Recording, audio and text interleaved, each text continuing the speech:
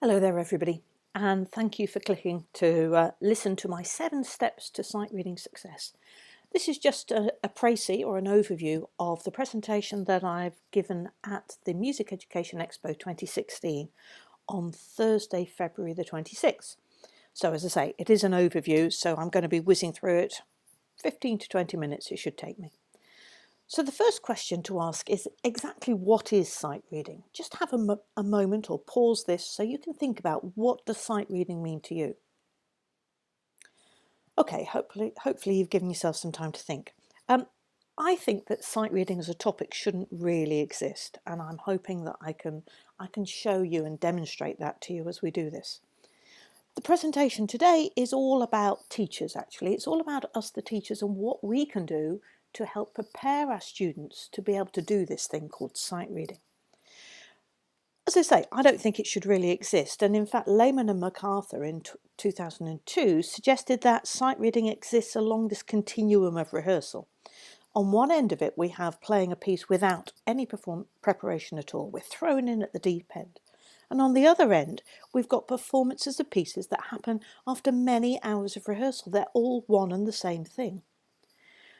What we do know is that the smallest gaps between sight reading and performance occur when the information on the page is really easily absorbed and understood with very little conscious effort needed at all. In other words, we don't have to think very hard to understand what it is we see. So the 7 steps I'm going to take you through are developing an understanding of bottom-up and top-down processing, visual processing, chunking, keyboard geography, problem solving, automation and planning. So let's get going with the first one, which is having a little bit of understanding about our brain.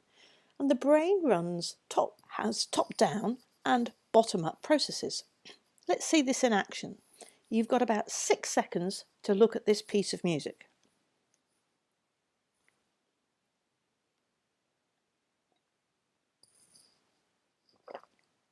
Okay, now look at this one. So this is easy.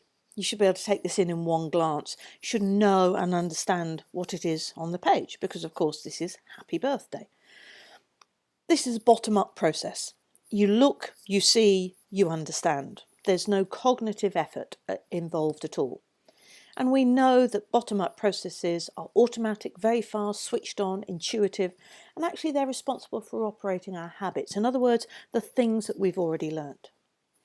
Let's go back to this version because of course this is again Happy Birthday, but I've messed around with it a bit. It's in the tenor clef, so you've got to work out what note it starts on. I've put it in 4/4. All things to put you off the scent and to make you think, because this took quite a lot of thinking about. I don't know whether any of you got there and worked out that it was Happy Birthday.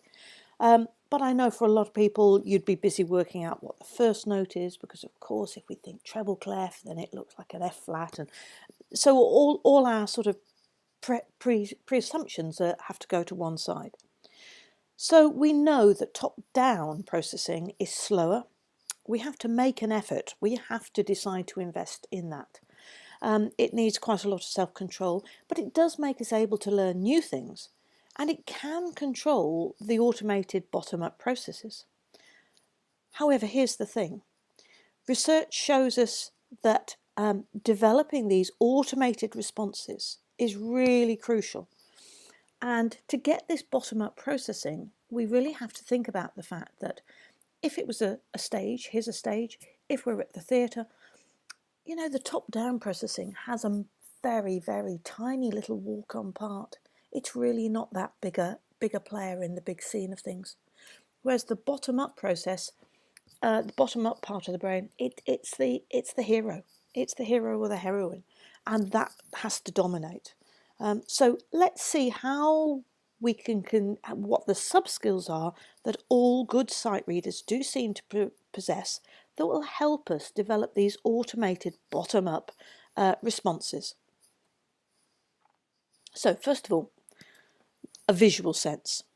Now our eye movements, they appear to be a single movement, but actually when we look at this picture our eyes are really making 4 to 6 movements per second. So it's not like a camera in that we have a fixed gaze and we take a photo, but we have rapid shots that build up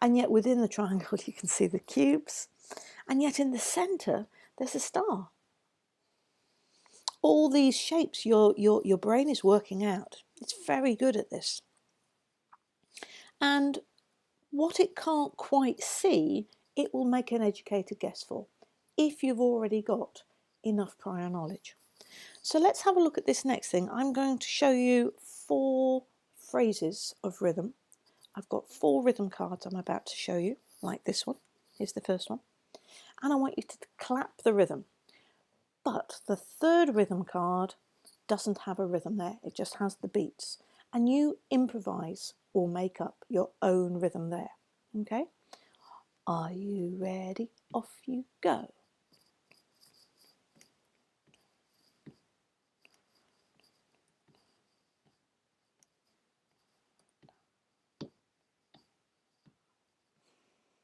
So that was easy, wasn't it? You just kept going because you have enough prior information in there. You know what 4 beats is. You know how you can mix and match quavers and semiquavers, whatever crotchets, whatever you did. And we know that expert sight readers also have this. They're able to, as Macpherson and Gabriel says, guess, simplify or improvise. So it is really important for your pupils to be able to just make something up if they can't quite read what it is that they've got in front of them. If there is too much information for them to immediately take in, but they've got sort of maybe 50% of it, then they guess the other 50%. It's really important when we sight read. So on to number 6, so automated responses. And as experts, which we all are here, we've developed these automated responses, bottom-up responses, to many melodic and rhythmic patterns. And treat those as 2 separate things, melodic and rhythmic. We know a lot of stuff. We might have forgotten how we've learnt it, but we do know a lot of stuff. So if I show you a rhythm, how easy is that to read on a scale of 1 to 5? 5 being really hard. It's a 1, isn't it? We don't even have to put any effort into it. The only thing we might need to do is keep a beat. Bum, bum. Yeah. What about this one? Are you busy working that one out? Yeah. Because what we've got to do with this one, and it's from a Mozart sonata, is we'd have to count, wouldn't we? 1 and 2 and 3 and 4 and then it becomes much more accessible. But it's less easy to know as a bottom up. As we repeat it, the more you look at that, the more you do it with the counting, it eventually requires less effort, and it will become in time a bottom up process, which is why we that's what happens when we learn pieces. We go from this top down cognitive effort to bottom up. And Daniel Goleman, in his book Focus, says, as familiarity makes routine easier, it gets passed off from the top to the bottom. Recognise that process. It is so important. In other words, habits are formed. But how long does this process take? And do we make assumptions about how long this will take? I think we tend to think it's going to happen a lot quicker because we put our expert hats on and we come at it from our expert perspective. Let's take into account, for example, that developing a very simple habit, for example, remembering to drink a glass of water every day, takes at least 21 days to develop. So it takes 21 days to develop a very simple habit. And that's really a mechanical habit, isn't it? The skills we're talking about are far more complex, and yet we whiz through them. How do we know when pupils have got it into a bottom up, or what are the steps that we can go through to see if the pupils understand it as a bottom up process? Well, okay, so first of all, pupils have to be able to listen to the pattern. Then they have to be able to imitate the pattern, say the rhythm names or count the beats, whichever you do, within a regular pulse, and that's often missing from all our teaching. They have to demonstrate, the pupils have to demonstrate with confidence and accuracy that they can work out similar rhythm patterns. And they have to be able to hear a rhythm and write it down. So you tap a rhythm and they write it down. And then real understanding, you might notice it's Bloom's taxonomy really, they have to compose a new rhythm. And maybe when they've been through all that, then they will have that particular rhythm pattern ingrained, developed as a habit. Okay, let's not get stuck. On to planning, the last of the sub-skills.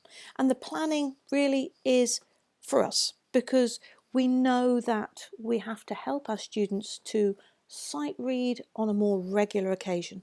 So successful sight reading is usually a product of the amount of detail and time that has been spent on developing a basic understanding of musical concepts during lessons. So the more time we can spend on developing these basic understanding of rhythm and then of pitch and notation, the more successful the sight reader will be. And successful sight readers on the whole tend to have more experience of accompanying or ensemble work. They're used to making rapid decisions. They're used to keeping going, what to play, what to leave out, what to make up. They're used to having a constant pulse and forward movement. So in lessons, maybe we do some accompanying. Maybe we get our pupils to be an accompanist. We get them playing in an ensemble. You know, that could even be a piano trio. Or we get them doing duets with each other. And in this way, they begin to start to do this keeping going. So let's go back to what I said at the beginning. Sight reading as a topic really shouldn't exist.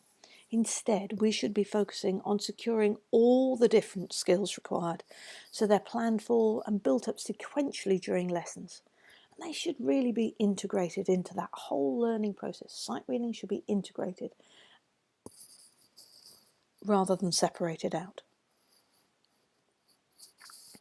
So, you know, here am I doing one of these things with a young pupil, and this is from our latest video series, Let's Play. I'm working with rhythm cards, I'm away from the piano, I'm just focusing on really developing as a habit a habitual response to reading certain rhythm patterns. So like you and I, our pupils don't have to think about it. If you'd have been at the Music Education Expo, you'd have been to our launch of our brand new video series. This will be available online via our website coming up in a moment. It comes with a resource pack that you can print out. It comes with 9 songs. It comes with lots of teaching information from Sharon and I. You get to see us teaching in real situations with real children like you've just seen there. You'll see us dealing with problems. You'll see us reflect on both what went well and what didn't go well. If you're interested, do head over to our website www.thecuriouspianoteachers.org. Hope to see you over there. In the meantime, thanks for listening. Bye for